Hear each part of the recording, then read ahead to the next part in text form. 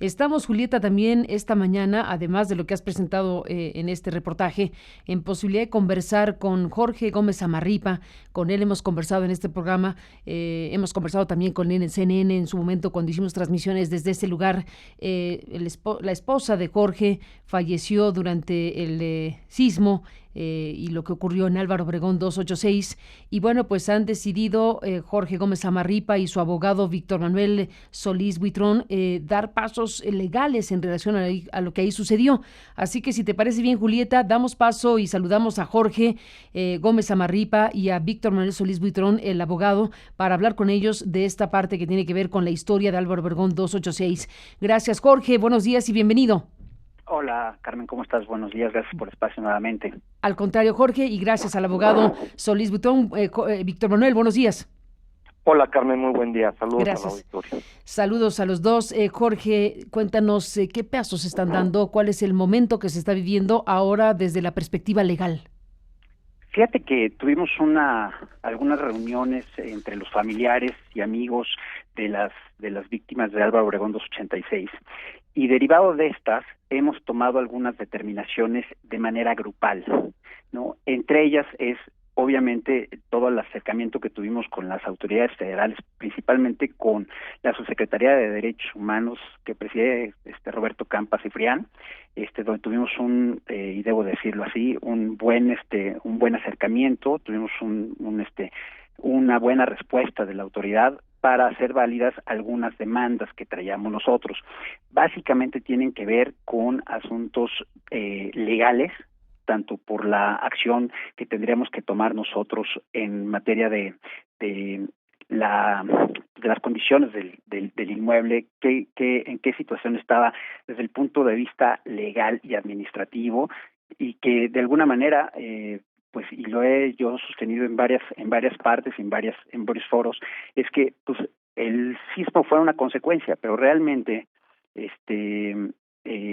pues Carolina murió y todos los familiares murieron porque el edificio estaba en condiciones no para trabajar. Entonces, dada esa circunstancia, nosotros estamos pensando que debemos de hacer y actuar de manera jurídica, de manera penal inclusive, contra las autoridades que hayan dejado pasar todas estas circunstancias pues de probable corrupción y demás, ¿no? Ante un edificio que no presentaba las condiciones adecuadas. Y segundo, pues también hemos detectado algunos puntos que tienen que ver directamente con las actividades de rescate. Las actividades de rescate en algún momento y bajo la evidencia que tenemos nosotros y la vivencia que tuvimos en esos días, pues hemos detectado que pues hay cierto tipo de incompetencia en algunas de las autoridades, obviamente también pues todo el desorden que ya hemos platicado varias veces, en donde no se tomó de manera fundamental por parte del gobierno federal la batuta del tema y las acciones y protocolos y procedimientos que en materia de protección civil se tienen para este tipo de casos, pues si los existe, pues no los articulamos de manera correcta.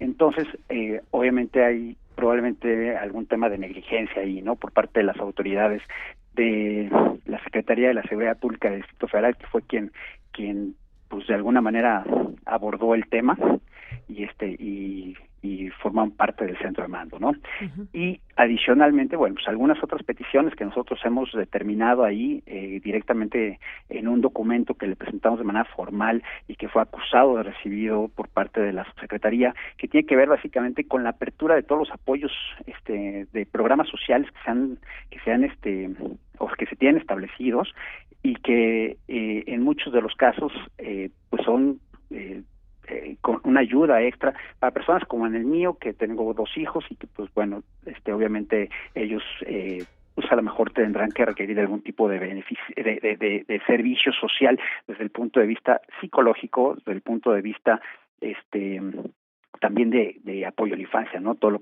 los programas de reconstrucción de la familia que se está utilizando por parte del gobierno del DF, en el caso del DIF, y algunos otros programas como pueden ser apoyos ya de manera de nutrición y obviamente de los apoyos que tienen que ver con las diligencias que se tienen que hacer a raíz de este asunto, pues solicitamos una mesa de apoyo por parte de la Secretaría para pues tratar de catalizar un poquito más todos los trámites que han sido muy engorrosos en muchos de nosotros los afectados, ¿no? Básicamente son quizá los tres principales puntos que nosotros tenemos identificado, que se tienen que hacer y obviamente, bueno, pues aquí está Víctor con nosotros. Estamos ahorita en la preparación de la demanda grupal para tratar de establecer los medios necesarios para que se castigue a quien resulte culpable y para que de alguna manera se generen las indemnizaciones correspondientes por todos los efectos que estoy yo ahorita comentando. Jorge Gómez Samarripa, bueno, pues está descrito esencialmente lo que mueve ahora nos contarán cuántas familias, cuántas personas estarían suscribiendo lo que están elaborando ustedes como una demanda grupal, pero ya nos contará Víctor Manuel Solís Butrón, precisamente como abogado, cuáles son los ejes legales y jurídicos sobre los cuales van a montar esta demanda grupal, hacia dónde dirigen esta acción legal, en qué fase van. Cuéntanos, abogado, los detalles. Mira, Carmen, como punto de partida, pretendemos constituir una asociación civil de tal suerte que tenga la representación legal y formal adecuada para poder ejercitar las acciones. ¿Qué tipo de acciones visualizamos? Bueno, hay diferentes acciones que pueden plantearse y a distintos niveles y en contra de diferentes sujetos. En primer lugar, podemos hablar de determinado tipo de acciones que son directas de la causa generadora de la circunstancia que provocó que las personas estuvieran o que determinadas personas estuvieran en ese lugar. En el caso de Carolina, como la mayor parte de los sujetos que se encontraban en el edificio de Álvaro Obregón 286 se encontraban laborando. Por lo tanto, tienen la calidad de empleados. Y esto significa que el patrón tiene una responsabilidad directa como consecuencia de un accidente o riesgo de trabajo. Este supuesto está perfectamente establecido en la Ley Federal del Trabajo y de tal suerte que derivado de esta circunstancia los patrones tienen que responder a través de una indemnización por esta circunstancia. Aquí naturalmente, si en el supuesto de que los patrones tengan debidamente dados de alta a los empleados en el Seguro Social, con el salario como debe de corresponder, porque pues todos sabemos que en este país en muchas ocasiones y muchas empresas oscilan a dar de alta a sus empleados con un mínimo o a través de una prestadora de servicios independiente y disminuyendo sus obligaciones o sus cargas sociales respecto al Estado. Y bueno, pues esto se sabrá en el momento en que se empiecen a desahogar los procedimientos ante el Seguro Social y demás dependencias respecto de este tipo de indemnización, ¿no? Siendo el caso, si así fuera, pues evidentemente habrá responsabilidad de las empresas, pues por defraudar al Estado, al registrar a sus empleados bajo una nómina y respecto de un sueldo inferior al que realmente ganaban, pues lógicamente para disminuir su cotización ante el Instituto Mexicano de Seguro Social, ¿verdad?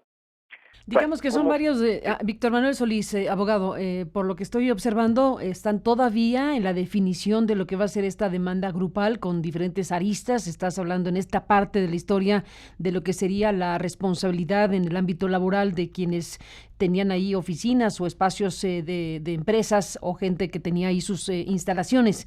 Ese es un ángulo de cosas. Otro ángulo de cosas es lo que el propio Jorge Gómez Zamarripa delineó en 3 puntos principales respecto a la construcción misma y a las condiciones del inmueble, además de la responsabilidad que ustedes están adjudicando en términos laborales o patronales. ¿Tienen otros ángulos ya establecidos? ¿Ya existe Sí. la demanda grupal? ¿Ya está escrita? No, aún no, estamos trabajando en ello, estamos recopilando la información. Uh-huh. Y aquí me permito hablar del segundo nivel de acción. El segundo nivel de acción, como bien lo comentó Jorge, está relacionado directamente contra pues el constructor o las personas responsables o dueñas del edificio que en su momento pusieron a disposición estas oficinas para fines operativos y de trabajo, siendo el caso que al parecer el edificio no reunía las condiciones adecuadas para poder soportar, en este caso, el sismo que se presentó y la consecuencia directa del hecho de que se haya derrumbado y las muertes, ¿no? En tercer lugar, Carmen, estamos visualizando posibles acciones en contra del Estado. Y aquí el punto creo que más dramático de toda la realidad. Porque tiene que ver en primer lugar con la circunstancia de que todas estas personas tienen la calidad de víctimas. Como víctimas están reconocidas en la Ley General de Víctimas. Y entre otras circunstancias, la propia ley establece en el artículo 7 los derechos que les corresponden a dichas personas, y entre otras me quiero referir a el tema de ser reparadas por el Estado de manera integral, adecuada, diferenciada, respecto a un daño o menoscabo que hayan sufrido en sus derechos. Aquí hay una situación grave que tiene que ver con el derecho a la verdad. Y desafortunadamente, a través de la acción del Estado, se está afectando la oportunidad o el derecho que las víctimas tienen a conocer la verdad. Y me voy a referir a un punto en concreto.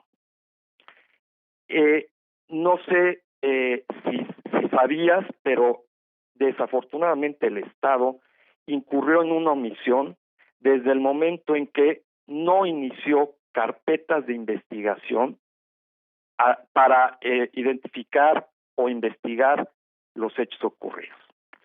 De lo cual tendría que haber derivado las diligencias fundamentales relacionadas con el levantamiento de cadáveres, relacionadas con la fe de los mismos, relacionadas con las necropsias de ley que disponen, porque finalmente hubo fallecidos consecuencia de el derrumbamiento de un edificio, y hoy no sabemos por qué fallecieron. Hoy no sabemos si fue por un infarto al momento del susto, o si fue después de varios días de estar atrapadas entre los escombros, o fue porque se deshidrataron, o porque de manera directa le cayó una losa y a las personas y les generó un traumatismo cráneoencefálico, o cual sea que fuere la causa de la muerte. Y esto resulta fundamental a la luz de la necesidad y de la obligación que tiene el Estado de preservar los elementos de prueba, de fijar la evidencia, indiscutiblemente de poder que esto nos permita llegar a la verdad. Y voy a referirme a algo mucho más grave. El tema de que la autoridad haya actuado sacando los cuerpos, limpiando los escombros y llevándose todo el material producto del derrumbe, provoca que la prueba en sí misma se pierda. ¿Cómo vamos a poder establecer una responsabilidad ya sea contra el director de obra, ya sea contra el Estado, ya sea contra el particular constructor o el dueño del edificio, si no tenemos la evidencia. Y esto implica una responsabilidad delicadísima por parte del Estado, que además se encuentra sancionada en el Código Penal y que corresponde a la negación de un servicio público, ya que en términos de la fracción primera del artículo 270 del Código Penal, corresponde a la responsabilidad del Estado cuando indebidamente niegue o retarde a los particulares la protección, el auxilio del servicio que está obligado a otorgar. Y aquí estamos hablando del servicio de procuración de justicia, que además está directamente relacionado con la abstención de iniciar la propia carpeta de investigación para conocer los hechos y demás consecuencias que, como lo he dicho, tienen que ver con la preservación de los elementos de prueba. Pues Víctor Manuel Solís, abogado, eso es todo lo que se está ahora analizando por parte de ustedes, por parte de los afectados directamente con lo que ocurrió en Álvaro Obregón 286. ¿Tienen, Jorge Gómez Zamarripa, ya un grupo definido? ¿Ya hay un grupo de personas identificable que van a acompañar esta demanda colectiva? Sí, fíjate que tuvimos la oportunidad de revisar ahí el asunto con varios de los representantes que en el cual yo estoy ahí incluido, y ya hemos tomado la determinación primero de generar la asociación civil, como bien la comenta Víctor, y a partir de ahí pues estaremos representando más o menos, se estaría haciendo una demanda de aproximadamente 38, 39 personas. Las otras no hemos podido contactar a todos, entonces estamos en un proceso de búsqueda de este tipo de gente que nos están faltando.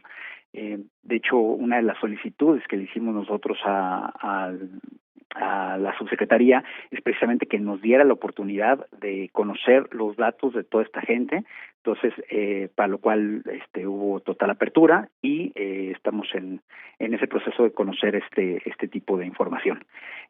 Sí, efectivamente, pues la verdad es que nosotros tenemos identificado pues un tema muy particular y relacionado a lo que comentaba ahorita Víctor, y es que pues los cuerpos, al no tener una autopsia y al no saber la hora de la muerte y el causal específico de la misma, pues imagínate, pues en el caso de Carolina, el acta de función dice que tiene que murió por múltiples traumatismos. Eso no significa que haya muerto en el momento, significa que murió por causas, por traumatismos, por múltiples traumatismos, pero puede ser en el momento, a los 2 días, a los 5 días. Entonces, desafortunadamente, al no conocer eso, y al momento de que todo mundo murió por traumatismos en el cuerpo, pues pensemos que la autoridad, al haber sido negligentes o tener poca pericia al momento del rescate, pues estaban rescatando personas o estaban rescatando cadáveres. La verdad es que esa situación a mí en lo particular me deja un poco complicado porque desafortunadamente la autoridad al haber hecho toda esta manipulación de cuerpos y de información de las actividades, pues no sé, a lo mejor se quieren zafar del asunto y hacer y decir, no sé, es que pues ya todo el mundo se murió al instante y pues no lo sabemos, ¿verdad? Ni ellos lo saben, ni nosotros lo sabemos, o no queremos, o no quieren saberlo. Ese es uno de los medios del asunto. Sí, vamos a ser muy contundentes en los puntos específicos que bien estábamos comentando ahorita, para hacer valer todos y cada uno de los derechos de nosotros y de nuestros familiares o en este caso pues ya víctimas, ¿no? Pues mantengamos la comunicación, te lo solicito, Jorge Gómez Zamarripa, a ti, a tu abogado y a la gente que está vinculada a esta historia terrible de Álvaro Obregón 286 en la capital de la República Mexicana. A los dos, gracias por estar aquí esta mañana. A nuestra colega Julieta Riverol, que ha estado presente con esta cobertura muy amplia sobre lo que ha ocurrido ahí, que nos ha presentado esta mañana también información muy relevante acerca de este Álvaro Obregón 286. Así que no perdamos la comunicación, Julieta, Jorge, Víctor Manuel, a los tres, gracias por estar aquí y seguimos en contacto. Buenos días.